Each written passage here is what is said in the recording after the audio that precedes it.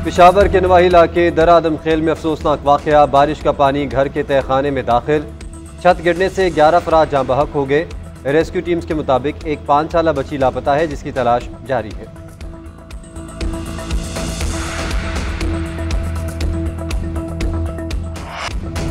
मुल्क में मॉनसून हवाओं का तूफानी स्पेल, इस्लामाबाद और रावलपिंडी में मूसलाधार बारिशें, कई नशेबी इलाके ज़ेर-ए-आब।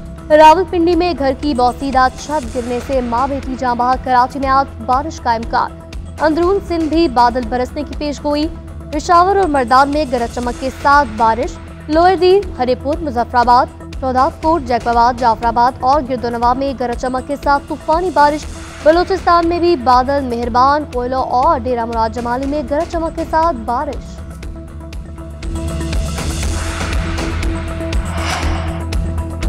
कौमी असम्बली का इजलास आज शाम 4 बजे तलब, 43 नुकाती एजेंडा जारी। इजलास में खवातीन की नशिस्तों के हवाले से अहम कानून साजी होगी। हुकूमत की जानिब से इलेक्शन एक्ट में तरमीम का एक और बिल पेश किया जाएगा।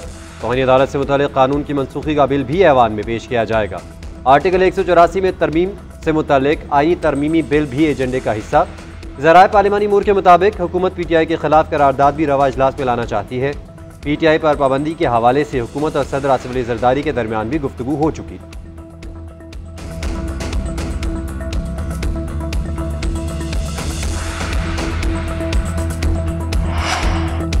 सुनने में आ रहा है हुकूमत कौमी असम्बली में जजों पर हमलावर होगी। जजों के हवाले से कोई भी करारदाद आई तो मुखालफत करेंगे। पार्लियामान को किसी दूसरे मकसद के लिए इस्तेमाल नहीं करने देंगे। चेयरमैन तहरीक इंसाफ बैरिस्टर गौहर की मीडिया से गुफ्तगू, कहा हर इदारा अपनी हदूद में रहकर फराइज सर अंजाम दे, इदारे गैर सियासी हो जाएं, किसी जमात पर पाबंदी नहीं होनी चाहिए। हुकूमत बानी PTI के खिलाफ पुराने केसेस में से कुछ निकालने की कोशिश कर रही है। हमें अदलिया पर पूरा एतमाद है। बानी PTI की रिहाई तक अलामती भूख हड़ताल जारी रहेगी।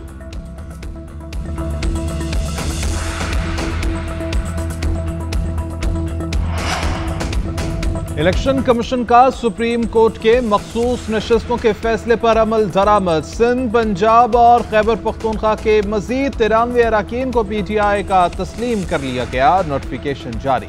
KP से 58, सिंध से 6 और पंजाब से 29 अरकान शामिल। इससे कबल 39 अरकान की PTI से वाबस्तगी कबूल की गई थी। वज़ीर आज़म शहबाज शरीफ ने तबीयत नासाज होने के बायस दौरा ईरान मुलतवी कर दिया। वज़ीर आज़म ने नौमुंतखब ईरानी सदर मसूद पेज़ेशकियान की तकरीब अलबरदारी में शिरकत के लिए ईरान जाना था। वज़ीर आज़म शहबाज शरीफ ने अपनी तमाम मसरूफियात मनसूख कर दी। नायब वज़ीर आज़म इसहाक डार वफ़द के हमरा आज ईरान जाएंगे। इसहाक डार की क़यादत में पाकिस्तान का वफ़द ईरान के नए सदर डॉक्टर मसूद पेज़ेशकियान की तकरीब अलबरदारी में शिरकत करेगा।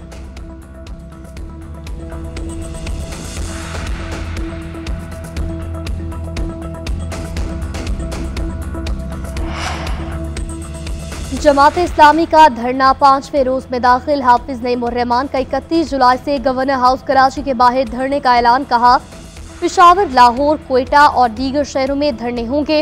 हुकूमत को समझ आ गई होगी ये हक लिए बगैर नहीं जाएंगे। हमारे पास D चौक का ऑप्शन मौजूद है, पार्लियामेंट जाने का मौका भी आएगा। उधर हुकूमत और जमात इस्लामी के मुज़ाकरात में पेशरफ। वज़ीर पानी और बिजली की सरबराही में तकनीकी कमेटी तश्कील, मुतालिबात पर अपनी सिफारिशात मुरत्तिब करेंगे।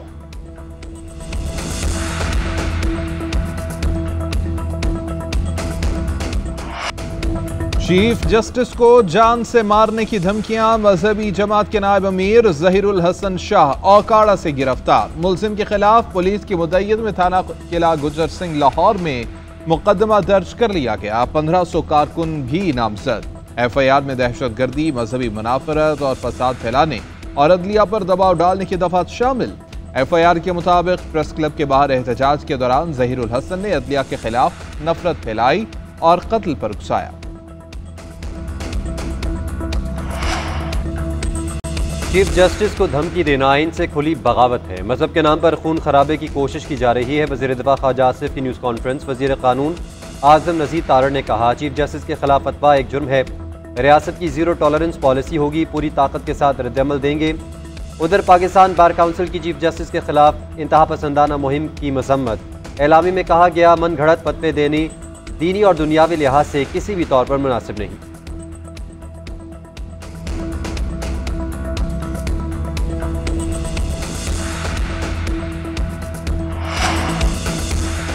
CTD हैदराबाद की जिला जामशोरों में कार्रवाई, 2 दहशतगर्द गिरफ्तार। दौरान कार्रवाई CTD अफसर को बुलेट प्रूफ जैकेट पर गोलियां लगीं। पुलिस अफसरान मोजज़ाना तौर पर महफूज रहे।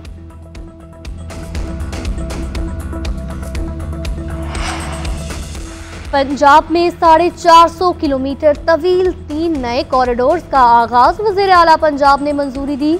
साहिवाल से चीचावतनी, रजाना और रजाना से लैया तक 2 रवैया सड़क बनाई जाएगी। देपालपुर से रिहाड़ी तक सिंगल रोड को 2 रवैया सड़क में बदला जाएगा और शोरकोट झंग चिराग वाली तक नई 2 रवैया सड़क बनाई जाएगी। मंसूबे आइंदा साल दिसंबर में 210 अरब की लागत से मुकम्मल होंगे। मरियम नवाज ने कहा, बड़े शहरों को मुंसलिक करने वाले रोड्स को कॉरिडोर्स आवाम मुफीद होंगे। प्रोजेक्ट सफरी मुश्किलात कम करेगा, मुआशी तरक्की में अहम किरदार अदा करेगा।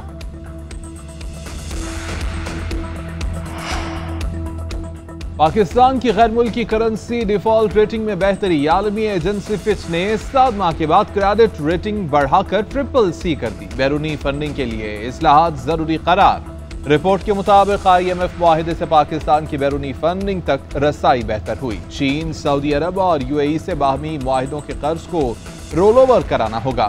पाकिस्तान को टैक्स टू GDP शरह बढ़ाने के लिए मजीद 3% इजाफे की जरूरत है।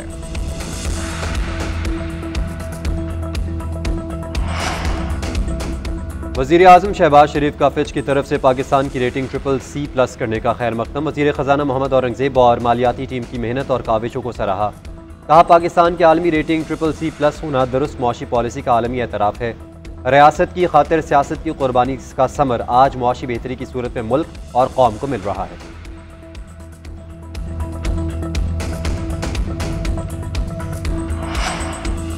स्टेट बैंक ने शरह सूद में 1% कमी कर दी। शरह सूद 200 बेसिस पॉइंट्स की कमी के बाद 19.5% पर आ गई।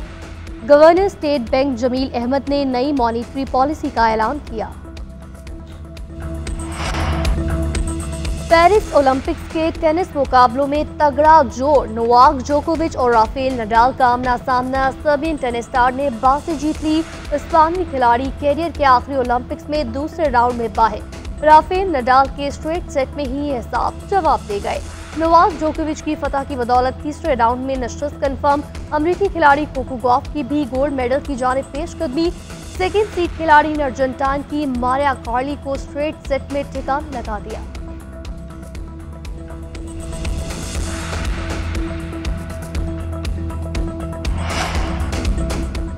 और पेरिस ओलंपिक्स के सनसनीखेज मुकाबले जारी। तीरंदाजी में जनूबी कोरिया की बालादस्ती बरकरार। वुमेन्स टीम इवेंट के बाद मेंस टीम इवेंट में भी तलाई तमगाले उड़े। फाइनल में मेजबान फ्रांस को एकतरफा मुकाबले के बाद 5-1 से शिकस्त। तुर्किया ने कांसी का तमगा अपने नाम किया। जूडो में क्रिस्टिया डिगोची ने तारीख रकम कर दी। 57 किलोग्राम फाइनल में मैदान मार लिया। जोडो की तारीख में कनाडा के लिए पहला गोल्ड मेडल जीत लिया। फाइनल में हाई माई को जेर किया। इक्वेस्ट्रियन में बर्तानिया ने बर्तरी साबित कर दी।